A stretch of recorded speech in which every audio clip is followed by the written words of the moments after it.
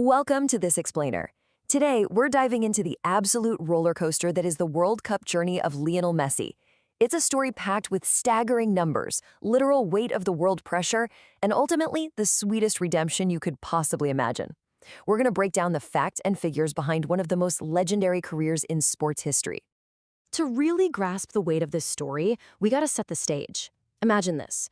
You've collected more major individual and team trophies than literally anyone in international soccer history.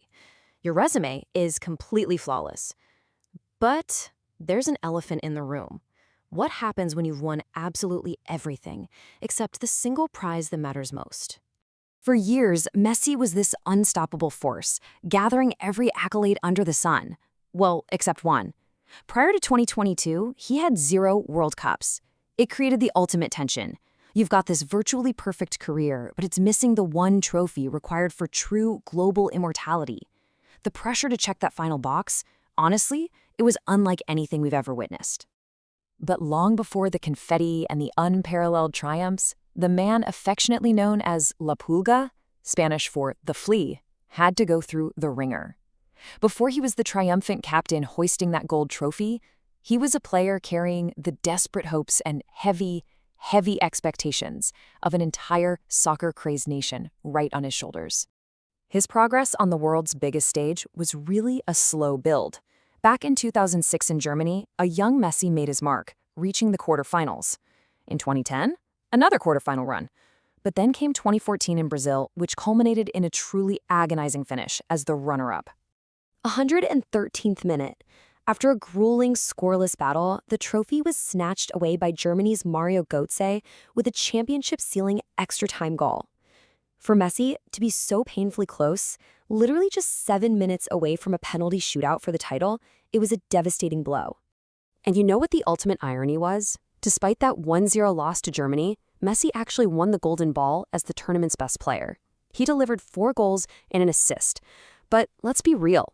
Accepting an individual award while you watch another team celebrate with the cup, that's a staggeringly hollow victory. Things definitely didn't get easier from there. Following those 4 goals in 2014, his production took a dip in Russia in 2018. He managed just 1 goal, and Argentina suffered a really disappointing round of 16 exit.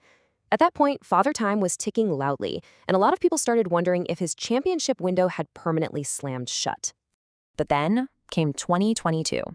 Exactly 8 years after that massive heartbreak in Brazil, the 35-year-old captain arrived in Qatar and orchestrated what is probably the ultimate cinematic redemption arc. The whole world was watching.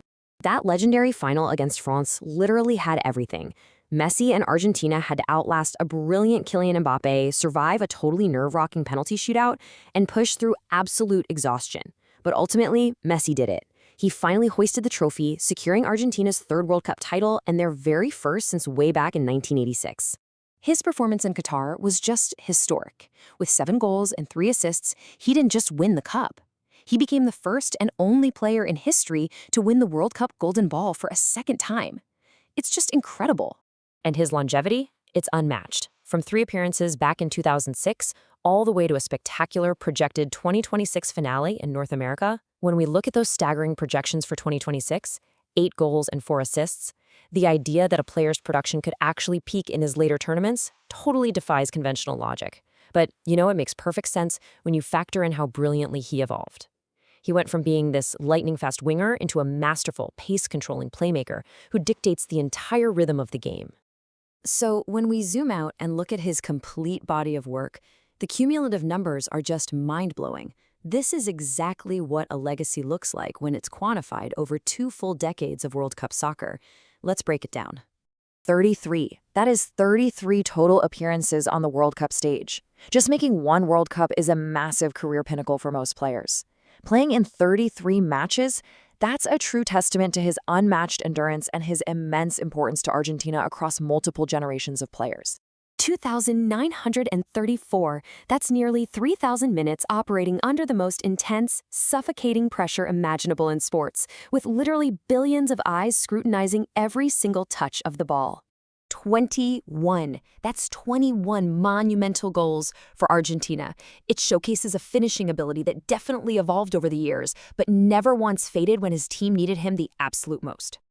12. He also provided 12 assists across those tournaments. That right there proves he isn't just a world-class goal scorer. He's an elite playmaker who consistently elevated everyone playing around him. We've traced the heartbreak, the incredible endurance, and the ultimate redemption. Now that the missing piece is securely in place and that ultimate career checklist is finally complete, it leaves us with one massive question. Is this the most unbreakable legacy we will ever witness in the sport? Are we ever going to see another World Cup career quite like La Pulga's? Think about that for a second. Thanks for tuning into this explainer, and I'll catch you in the next one.